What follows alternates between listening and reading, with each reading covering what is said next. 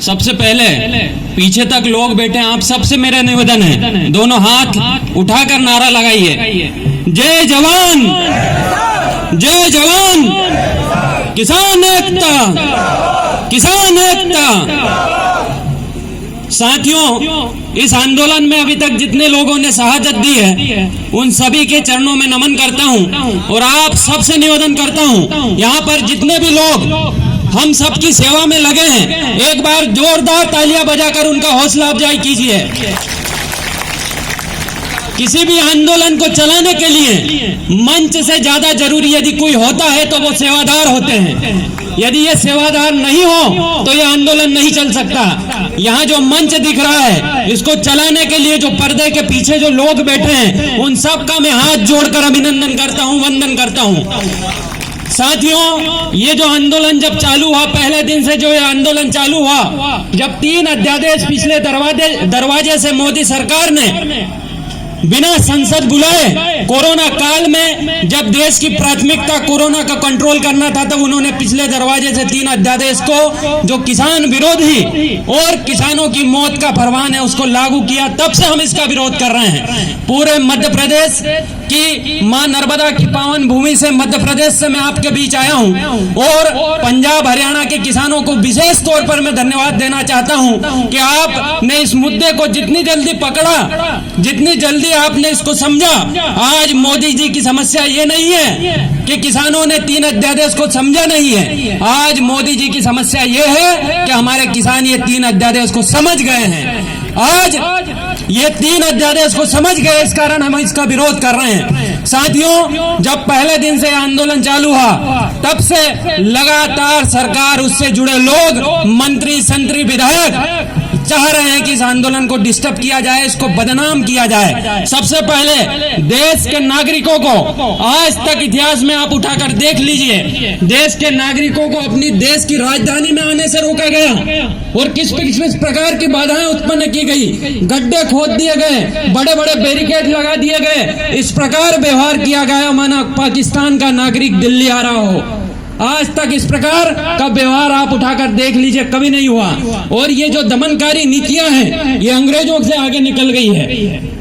अंग्रेजों के जमाने में भी गांधी जी प्रोटेस्ट करते थे, सत्याग्रह करते थे, लेकिन इस प्रकार के जुल्म उनके साथ नहीं किए जाते थे जिस प्रकार के जुल्म आज किए जा रहे हैं। साथियों, आज पूरे देश में मोदी जी, उनकी पार्टी से जुड़े लोग अलग अलग जगह जाकर किसानों के साथ संवाद कर रहे हैं, किसानों की पंचायतें लगा रहे हैं, अपने कुछ भाड़े के टट्टू के किसानों को ले जाकर सभाएं कर रहे हैं। मैं उनसे पूछना चाहता हूं, आपकी अपनी दिल्ली में आप इतनी दूर जाते हैं, कभी मध्य प्रदेश जाते हैं संवाद करने के लिए, कभी उड़ीसा जाते हैं, कभी पश्चिम बंगाल जाते हैं, आपकी अपनी दिल्ली में, आपकी राजधानी में किसान आपसे ये अध्यादेश समझने आए हैं? जरा यहाँ आकर समझाइए, आप में दम हो तो। किसान यहाँ किस लिए आया है? किसान आपसे ये समझने आया है कि आपने ये जो 3 काले कानून लाई है, बताइए इसमें क्या फायदा है। आज इनके नेता पूरे देश में जाते हैं और बोलते हैं कि अब किसान आजाद हो गया है।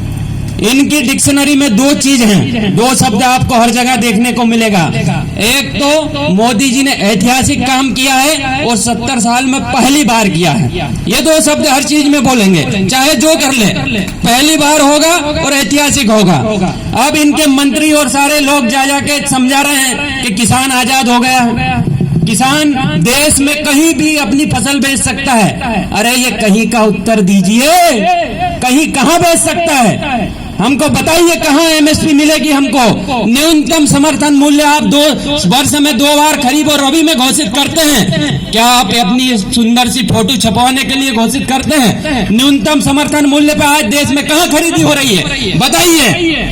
मूंग जो 7,000 का मूंग है वो 4500 5,000 में किसान बेचता है। जो 1800 2000 का धान है वो 1000 1200 1400 में बिकता है। आज देश की किसी भी मंडी में जाकर देख लीजिए, 1925 का जो गेहूं है वो 1400 1500 बिक रहा है। तो मोदी जी बचाइए, आपका कौन सा उद्योगपति है जो हमारी फसल एमएसपी से ऊपर खरीदेगा? बताइए जरा, हम भी पूछना चाहते हैं।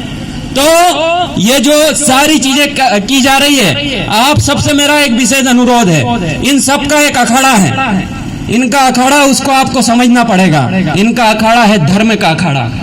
ये पहले दिन से चाह रहे हैं कि जो किसान आंदोलन है इसको धार्मिक रूप दे दिया जाए, क्योंकि ये जो रिंग है, धर्म की जो रिंग है, जो कुश्ती में जो रिंग जो बोलते हैं ना, उस रिंग के ये मास्टर हैं।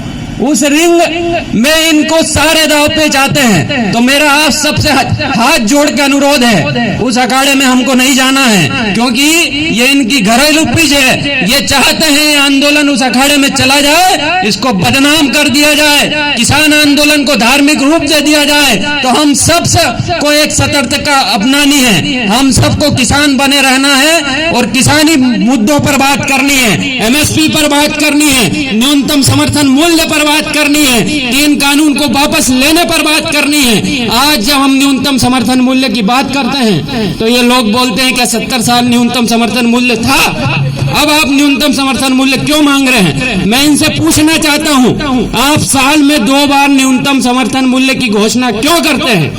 आपने न्यूनतम समर्थन मूल्य के नियम में लिख रखा है कि न्यूनतम समर्थन मूल्य से यदि कोई फसल नीचे बिकती है तो वो कानूनन अपराध है। छोटा सा आपने डाल रखा है। आज किसान आपसे क्या मांग कर रहे हैं? और जो मीडिया के लोग खड़े हैं, मीडिया जो 2 प्रकार का मीडिया है, एक सुपारी मीडिया है और एक देश का मीडिया है। सुपारी मीडिया जिसने सुपारी ले रखी है इस आंदोलन को बदनाम करने की, और एक वास्तव मीडिया है जो किसानों का दर्द पूरे देश को दिखा रहा है। तो ये सुपारी मीडिया से मैं पूछना चाहता हूं, जब आप जॉब लगते हैं, जितने भी जॉब वाले हमारे भाई, जहां तक मेरी आवाज जा रही, जब आप जॉब लगते हैं, किसी कंपनी में आप नई जॉब ज्वाइन करते हैं, उस समय आपको एक निश्चित सैलरी बताई जाती है, आपको बताई जाती है आप कितनी तनख्वाह होगी।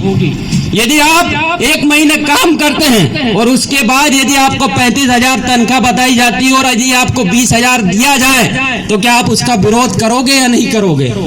ये सब लोग जो शहरों में बैठे हैं, जो किसानों की खून पसीने से जो किसान फसल उपजाता है और उसका अन्न सुबह शाम खाते हैं, उनको अपने आप से ये सवाल करना चाहिए, यदि उनको बताया वेतन नहीं दिया जाएगा तो वो आंदोलन करेंगे कि नहीं, आवाज उठाएंगे कि नहीं? उसी प्रकार जब हम खरीफ में मक्का बोने जाते हैं, सरकार हमको बताती है कि आपकी मक्का 1850 रुपए क्विंटल हम खरीदेंगे। जब हम रबी में गेहूं बोने जाते हैं, धान बोने जाते हैं, तब सरकार हमको एक निश्चित भाव बताती है। हम सरकार की बात मानते हैं, सरकार पे विश्वास करके हम मक्का बोते हैं, और आज मक्का 1850 रुपए क्विंटल का 800,000 रुपए क्विंटल बिक रहा है। तो हम आवाज क्यों ना उठाएं? और अभी तक हमारे जो बुजुर्ग थे, जो हमारे पुराने किसान थे, जो हमारे बाप दादा थे, उनको MSP की जानकारी नहीं थी, इस कारण उन्होंने 70 साल तक आवाज नहीं उठाई। जो इनका सवाल है कि आपने 70 साल तक MSP की मांग क्यों नहीं की? आज हमारे बुजुर्गों ने, हमारे बाप दादाओं ने हम युवाओं को इस लायक बनाया है कि हम MSP को पढ़ें, MSP को समझें, MSP क्या है इसके बारे में विचार करें। धिक्कार है उन किसान पुत्रों को जिनको MSP के बारे में पता है, उसके बाद भी MSP की मांग नहीं करते हैं, तो उनका जीवन और किसान परिवार में जन्म लेना उनका व्यर्थ है। सो निहाल, समय की अपनी सीमाएं हैं, समय कम है, इसलिए आप सबसे मेरा निवेदन है, जो लोगों ने शहादत दी है, दोनों हाथ खड़े करके बताइए, उन्होंने शहादत दी थी, वो शहादत एक सपने के लिए दी थी। वो यहाँ हमारे बीच में आए थे, एक सपने को लेकर आए थे। क्या सपना था? ये 3 काले कानून वापस हों और MSP का कानून बने। बताइए आप सब लोग उनके सपने को पूरा करेंगे या नहीं? हमारे भाई जो शहीद हो गए उनके सपनों को पूरा करे भी है, यहाँ से जाएंगे क्या? तो जब तक हमारे जो शहीद हैं उनकी आत्माएं हमको ऊपर से देख रही है, उनको तब तक शांति नहीं मिलेगी जब तक ये 3 काले कानून वापस ना हो जाए। तो मेरा आप सबसे निवेदन है, दोनों हाथ जोड़कर निवेदन है, ये किसान आंदोलन को हमको किसान आंदोलन बनाए रखना है। इनकी जो जिस क्षेत्र में मास्टर है उसमें हमको नहीं जाना है, हम सबको एक रहना है। ये हमको तोड़ने की, आपस में लड़ाने की भरसक प्रयास करेंगे। अभी कुछ दिनों बाद देखना है, लोकल के गांव के जो लोग हैं, बीजेपी के जो कार्यकर्ता है, वो किसान बनकर यहाँ आएंगे। पुलिस में कोई पुलिस हमको उठाने नहीं आएगी, उनके माध्यम से ये हमको उठाने के लिए भेजेंगे। तो मेरा आप सबसे निवेदन है,